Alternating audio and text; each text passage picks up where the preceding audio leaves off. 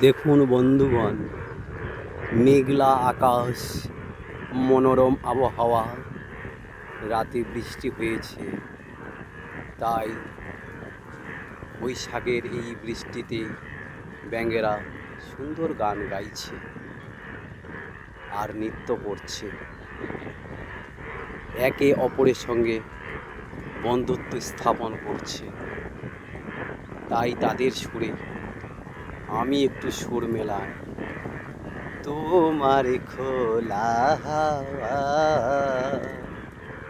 লাগিয়ে পালে, তোমার খোলা হাওয়া